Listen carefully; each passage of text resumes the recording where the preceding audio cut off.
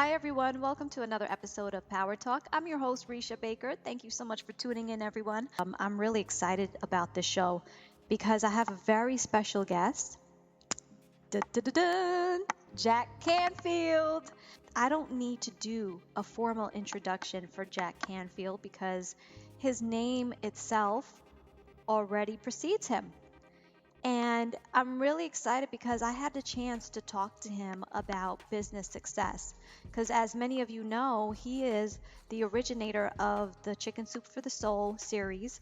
And the Chicken Soup for the Soul has sold more than 123 million books worldwide. And, he's awe inspiring, wonderful. And I'm so lucky to have him as a guest on Power Talk today. And he's affectionately known as America's #1 success coach, Jack Canfield. And he's on Power Talk. I'm just so excited about that because I remember being introduced to a Chicken Soup for the Soul book when I was about a preteen and never expecting that one day I'd be interviewing this person on my show. And, his most recent book, which is out, The Success Principles, Going from Where You Are to Where You Want to Be, that talks about business success, balance, spirituality, and all that in one. And the funny thing is, even though he is known for the Chicken Soup for the Soul series, he has really worked himself up to be an authority on talking to people about success. And he's an expert in creating peak performance for entrepreneurs, corporate leaders, managers, sales professionals, educators all over the world. And his message is very compelling because he has over 30 years of experience talking about empowering energy and personable coaching styles of how to help people in their business, help them from getting to where they want to be from where they are. And one of the books that I read that really, really changed the way that I saw my business habits was The Power of Focus. And I had an opportunity to really kind of delve in and talk to him about that today. I would like to go ahead and now officially introduce the one and only New York Times bestselling author and coach, Jack Canfield. Thank you so much for gracing us with your presence on Power Talk. Oh, my pleasure. Thanks for having me, Reisha. Yeah, what I wanted to do today, particularly, is focus on part of being successful is really having the power of focus. And I wanted to just kind of talk to you about that. But first, you wrote an article that I absolutely really loved, and it's something that has everything to do with focus as well, because a lot of us get distracted when we are on our journey to achieving success in our fields, right? So beat the shiny object syndrome.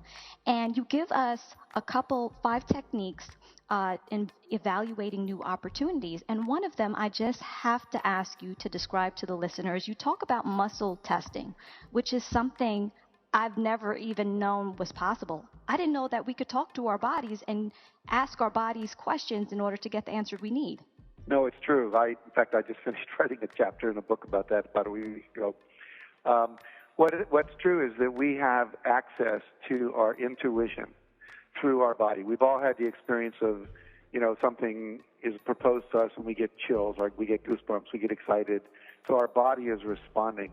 We've also walked into a room and we've had our hair on the back of our neck stand up like we don't trust somebody. We've all had that experience of something we say it doesn't feel right. I don't get a good gut feel for that.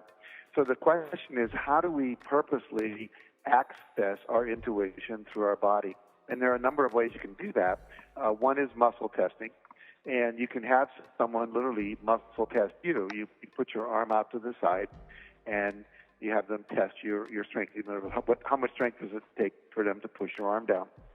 And then you ask, what is a yes answer? Your arm usually stays strong for that. And then what's a no answer? Your arm usually goes weak. And then you can ask a series of questions to yourself. Should I marry Doug? Is this a good idea for me to get involved with this business person? Should I buy this product? Am I allergic to peanuts? Whatever it might be. And you'll get answers. When you're alone, you can use something we call the lean test or the sway test, or I call it somatic decision making, which is where you just stand up, get in a nice posture, and then you ask your body to give you a yes answer. And basically, your body's going to sway either forward or backwards. I've rarely seen people who go right or left. I don't think it's impossible, but usually it's forward or backwards. And so you say, body, tell me what a yes answer is. And in my body, I always sway forward. Some people actually go backwards, but you're calibrating your own body. Then you say, tell me what a no answer is. That should be obviously the opposite of that. Then you can test it with things you know the answer to. Is my name Jack? Do I live in Santa Barbara? Do I have gray hair? Am I 70 years old? Whatever it might be. And you can throw in some ones like, am I a girl? When you know you're a man. And so, you want to make sure that you get a no answer. And you just wait. And your body will involuntarily begin to move one direction or another. Now, once you've calibrated it, well, you know what a yes and a no is, and you've tested it with things that you know the answer to. Then you can start asking questions like, should I date this person? Does it make sense to invest in this company? And so on and so forth. So it's a very powerful way to make sure you're not, overcommitting yourself. Should I take on this new project? Do I have time for this? Is this a good investment of my time? So on. I always say to people, if it's something really important, like should I have this operation? Should I invest $100,000 in this company?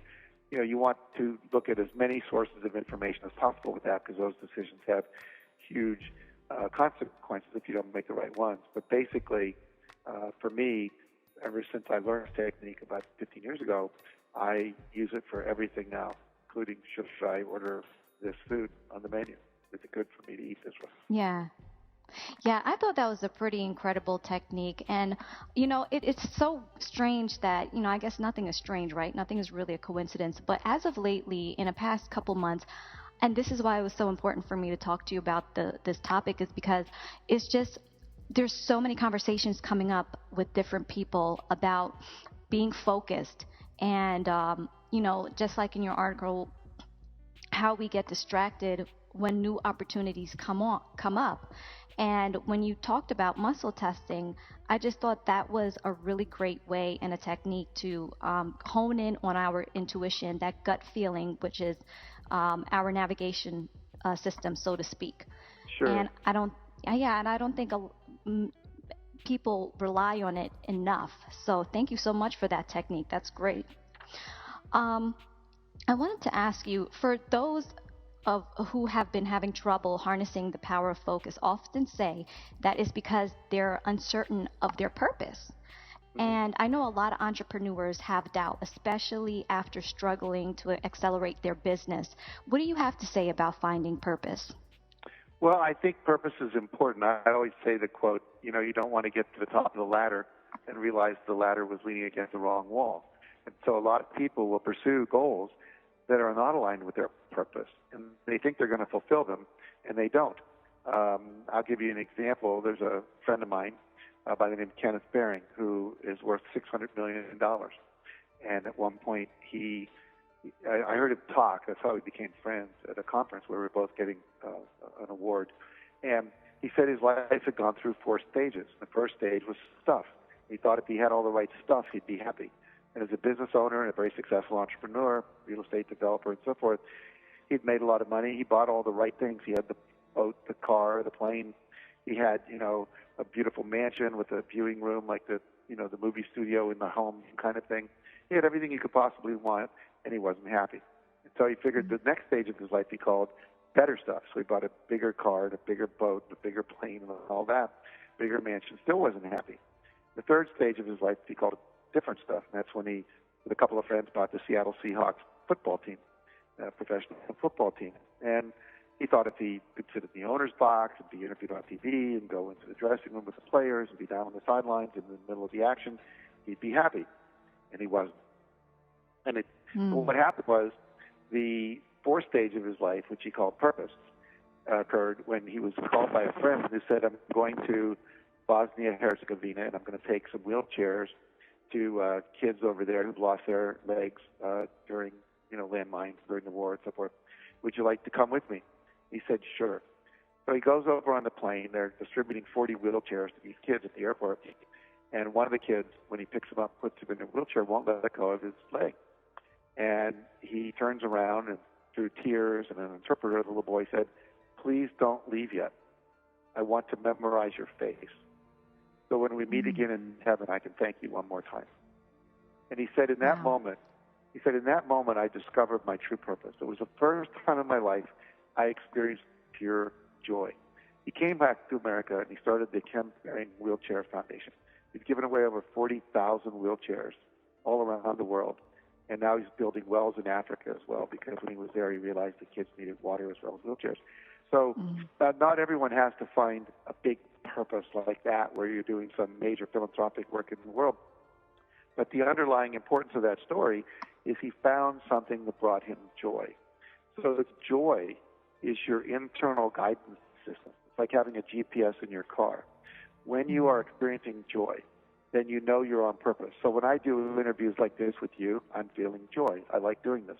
When I'm running a workshop, when I'm coaching people, when I'm giving a keynote speech, when I'm writing a book, when I'm in the studio recording a new product, like a CD program or a DVD program, I'm happy. And so there's some other things that bring me great joy too, travel. So I do a lot of speaking overseas and so forth. So if you find that you hate your job, then you know you're not on purpose. You're not doing the thing you were born to do. We're all born with a set of skills, not skills necessarily, but talents that we can develop into skills. And we have things that we're attracted to, certain kinds of music, certain kinds of people, certain kinds of food, certain kinds of fashion, etc. When we allow ourselves to follow that attraction and do the things that bring us the greatest amount of joy, then we are on purpose. So basically, you have talents. They tell you what your purpose is. Like my daughter is a singer, writer, artist, makeup artist, etc. She loves the arts. I have another son who just, when he was 7, he wanted me to help him start a business online. By the time he was 14, he was selling scooters at school and making a profit. He actually presented me with a business plan and got a loan from me so he could buy these online, sell them at his school. He now works with a major investment management firm after he graduated with a business major in college. So he was always doing that thing and pursuing the thing that brought him the greatest joy. So basically, when you're on purpose, you're doing what you're passionate about, you're using your skills, your core genius in a way that makes you happy, then life gets magical. And people flock to you. They want to do business with you. They want to be in your sphere of influence because you're in a joyful place, and we want to be around you people. Yes. And you know what? This right here, my next question, really changed my life because it helped me see habits in a way that I hadn't seen them before. People say all the time, I have a bad habit. It takes 21 days to create a habit or to break a habit. You can work on a goal, but I don't think that you really get the concept until it's really been broken down in a way that you can consciously create habits and break habits as well. And my question to you is, specifically for those who walk the path of spiritual awakening and entrepreneurship, can you explain how to get to the tipping point of developing the habit of changing our habits into more productive and positive focus? Well, a couple of things. Number one is that about 65% of our behavior every day is habits. We wash our body. Try this. Next time you take a shower or a bath, notice the order within which you wash your body. And it's always the same. I start by tilting up my left arm and underarm and then the left side of my chest. So it's a habit. And, we drive to work the same way. We go to the same Starbucks or coffee shop that we always go to.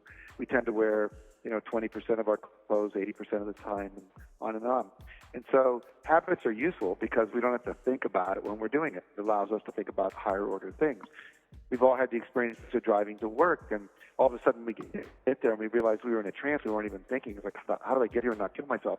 Because we were thinking about the project we were doing or what we're going to say in the studio or what questions you're going to ask me on the interview, whatever. So we've all had that experience. So habits are useful. The problem is many of our habits are no longer useful. There's things that got us where we are, but they won't get us where we want to go. In other words, your habits that you have now are not going to get you where you want to go, or you would have already gotten there. And so you've got to change in order to grow. And basically, some of us have bad habits, habits that we developed out of fear, habits that we developed out of laziness, whatever. And so we have to create new habits. And, when we wrote the Power of Focus book, we interviewed 2,000 entrepreneurs, and there were successful entrepreneurs and unsuccessful entrepreneurs. And what we found with the successful one is they had three things in common. Number one, they took 100% responsibility for their life. They were not blamers, complainers, whiners, and excuse makers. Number two, they were action-oriented. They would just get into action, look for feedback, and keep going. They weren't, doing what I call terminal planning, just planning, but never taking action. The third thing, and that relates to your question, is they had what I call daily disciplines of success, habits of success, things they did every day. And whether that was meditate in the morning or read for an hour, or in the case of people like us, write for an hour so that they're putting their information out there, or whether it was returning all phone calls within 24 hours, or planning their day the night before, or exercising for at least 30 minutes aerobically, 3 or 4 times a week. They had these habits of things they did every single day. What we recommend in the book, The Power of Focus, is that you create 4 new habits a year. The research now shows it actually takes about 66 days, that's the sweet spot, to actually change a habit, especially a behavioral habit. You can change a self-perception, like your self-esteem, a belief. You can usually change that within 21 to 30 days. But a behavior, something you're going to do, like go to the gym and keep going and not, cop out after 1 month or something, takes about 66 days, according to some research that just came out of a college in London. And so what we want to do is if you have one new habit that you develop every 3 months, so 4 a year, what happens at the end of 5 years, you've got 20 new habits. And these can be, attitudinal habits. They can be behavioral habits like flossing your teeth, getting 8 hours sleep, drinking 10 glasses of water a day. They can be things like that for health. They can be business habits, like, as you said, reading or talking to at least one mentor, or having a coach that you work with at least once a week, whatever it might be. I watch at least 2 TED Talks every week on television to keep expanding my knowledge of, useful information. I read a book at least every week. I used to read a book a day, but I found that was excessive. I wasn't remembering enough of what I was reading, so now I read one book and review it. But basically, habits are what will get you where you want it to go. And the other thing you can do is to review, what are my bad habits? And the fastest way to do that is ask your friends and your family, what bad habits do you think I have? And your wife will be glad to tell you, or your husband will be glad to tell you, or your employees will be glad to tell you. And so once you've determined, let's say maybe 8 habits that you'd like to change, wasting time on the internet, playing games till 2 in the morning, surfing the net, for some people it's watching porn, for other people it's watching comedy channels, on the internet, whatever.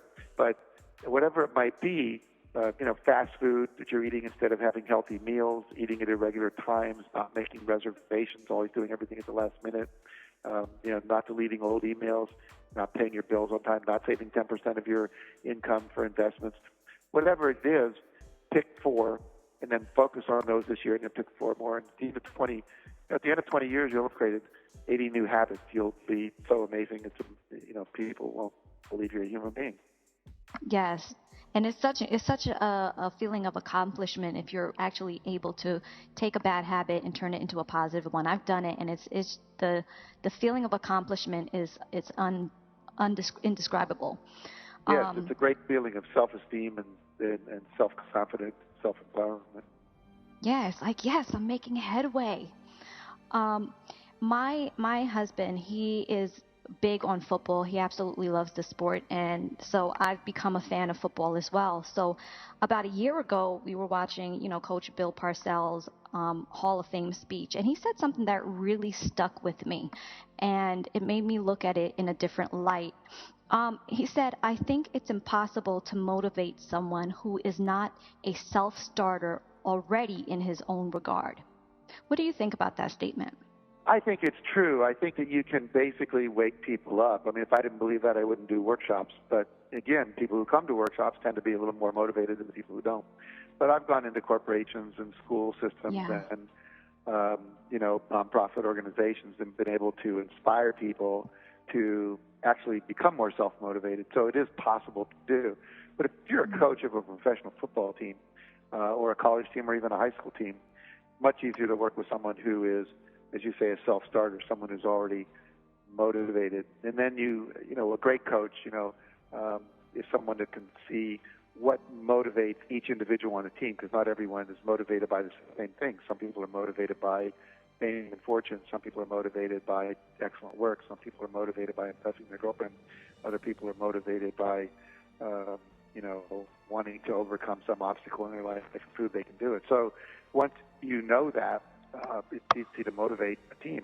But basically, I agree. It's much easier to work with people who are self-starters. I even found when I was a teacher, I'd much rather work with someone who was angry than someone who was withdrawn.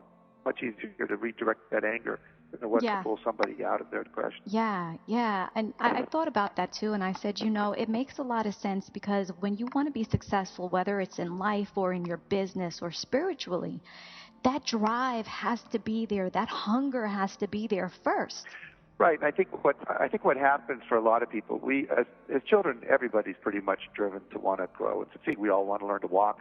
We want to learn to push the lawnmower, drive the car, get up on the stove and cook. We just want to do that. It's part of the way we're built. The problem is, along the way, we get wounded. We get wounded by parents, by people at school, teachers, coaches, relatives, people who abuse us, etc. And we start to shut down. We're told that we're stupid, we can't do that, we can't afford that, whatever. And then pretty soon, if you've been rejected, hurt enough, you're just afraid to take risks. So basically, as adults, we have to re-own that passion. And there's things like the passion test that one can take, purpose exercises that you can do. What brings me joy? I call it the joy review. Look back over your life and say, what were the times I was happiest? What were the times I was experiencing the most joy?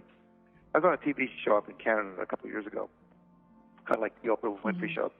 And there was a woman on there. We did a Q&A at the end, and the woman said, I haven't been happy for 5 years. What's your advice? And I said, well, what happened 5 years ago? She said, well, my husband died.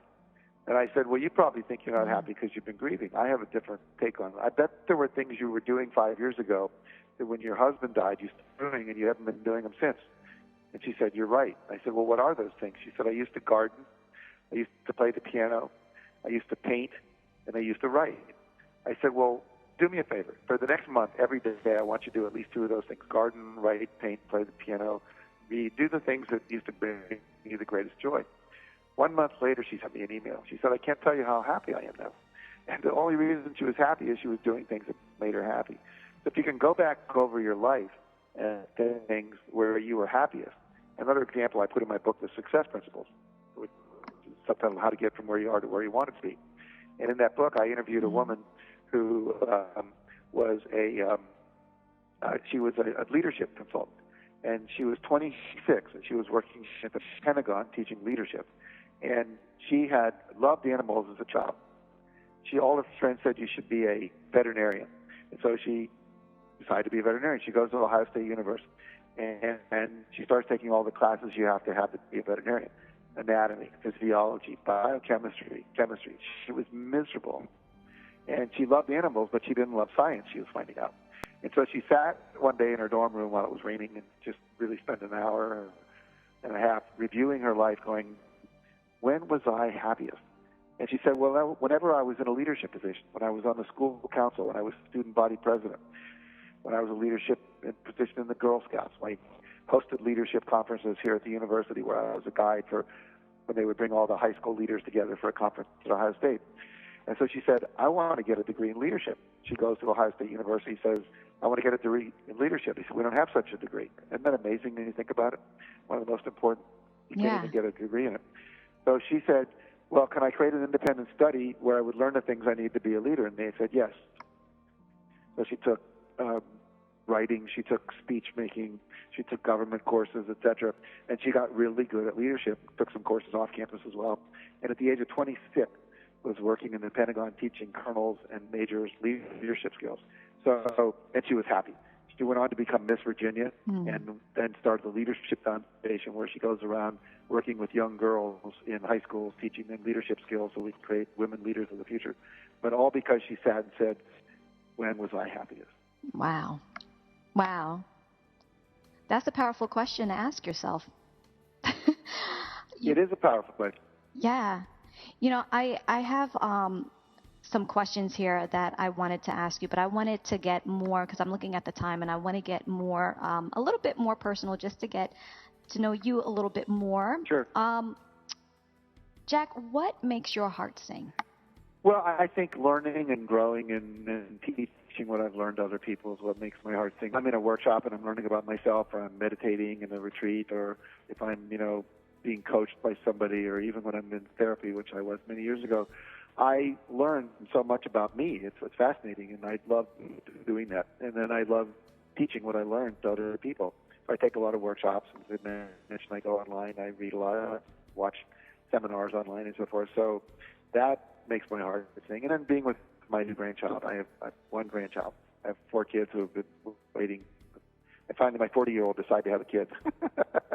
So I have a 15-month-old grandson named Ozzy who is just delightful. So seeing him makes my heart sing as well. What do you think about the power of words? Oh, I think words are extremely powerful. I mean, if the words weren't powerful, when people swear, people wouldn't get upset. And the power of words is that we create our reality with words. We, through the law of attraction, what we think about, what we speak about, what we feel strongly about, we actually bring about. So we need to become much more conscious of the words we use when we speak, when we write, when we think. And that's something we're not teaching in our schools, unfortunately. So we have to be on calls like this and go to seminars, read books to learn about. But basically, words, in the Bible it says the beginning was the Word was God. And, sound. And we know that certain sounds irritate us, other sounds soothe us, other sounds inspire us, whether it's music or words. So we have to be very conscious about the words we use. How does Jack Canfield define God? Well, I see God as an all-knowing, infinite intelligence. It's a consciousness that exists. I don't see God as an old guy in the sky with a gray beard keeping score. I think the law of attraction and what some people call karma does all that. But I do think that there's an infinite intelligence whose basis is love. And if you read all the reports of near-death experiences when people die, they say the experience they have when they meet or see what they call God or the oneness or the all is one of love and bliss. And I think that that's really who we are at our basic level. And that's why love stories inspire us. People like Gandhi and Mother Teresa, Nelson Mandela, people like that inspire us because it's the essence of who we are. And so I see God as the quality and the energy of love. Is there something that you can share about yourself that we don't already know? Well, there's lots of things you probably don't know. I earned my way through college by playing poker and pool, but that's probably relevant to the conversation. Probably what's more relevant is that the biggest learning experience of my life was my divorce, where about 16 years ago I got divorced. And I think that initially I felt really angry about it in the sense that half of my wealth walked out the door, wealth that I'd worked very hard to create. And I felt that the legal system was unfair and unjust and so forth. And yet, what it did, it forced me to actually reinvent myself and to go from being the chicken soup for the soul guy to the America's #1 success coach. And if I hadn't done that, I wouldn't have written my book, The Success Principles. I wouldn't have ended up in the movie The Secret. I wouldn't have become I was an expert, but I wasn't a known expert in the law of attraction. I wouldn't have got to travel all over the world as much as I have, because people love chicken soup stories, but they don't pay you $60,000 to come to Russia and talk to their network marketing company about it. Mm-hmm. So basically, it was the best thing that ever happened to me. And I only say that because I think the takeaway for people, if there is one, is when something bad, we call it bad, happens, be patient, persevere through it, because usually it's a gift. Mm-hmm. And if we ask the question, what's the gift that this is, or what's the opportunity that this is, what happens is we start to look for that. So I could have been a lot happier if I got in there a lot quicker. And now, because of that, every time anything happens in my mind goes, oh, I don't like that, or I wish that hadn't happened, I now go, what's the opportunity that this is? And then I turn it into a plus. The old if life hands you lemon, right, we could make lemonade, because there always is lemonade. Napoleon Hill, who wrote Think and Grow Rich, said, he said, in the heart of every negative event is the seed of an equal or greater benefit. And when you realize that, you come from that place, everything is for you. You see life as, my friend made up a new word, benestrophe, meaning bene is Latin for good, as opposed to a catastrophe. And then you get to experience the goodness of it rather than the badness of it. Mm-hmm. Yeah. Yes. And by the way, I know you celebrated a milestone birthday last month, so happy belated birthday to you. Thank you. And I wanted to... I'm sorry? I said, believe it or not, I just turned 70. It's hard to believe. I mean, it's a milestone. I just think it's wonderful. I love aging. I don't know why my friends would always say, "Oh, you're getting older." I'm like, I love the fact that I'm getting older. That's a good thing. um, Yeah, no, I feel great. yeah. I wanted to know, what do you hope your legacy to be? Well, I set the goal around 1995 to impact 1 billion lives before I died. And basically, I've already sold 500 million chicken food for the soul books. The secret's been seen by over 1 billion people on the planet. I may have already achieved that goal. But right now, what we're doing is that we're training 1 million people. That's our goal by 2030, to train 1 million people to actually teach the success principles, things we've been talking about on this call, so that 1 billion people, that's 1/7 of the world's population, can live lives that are more successful, more fulfilling, more meaningful. And so we're training trainers, both live, and we're going online with a digital training program to teach this stuff within the schools, in corporations, in hospitals, profits around the world.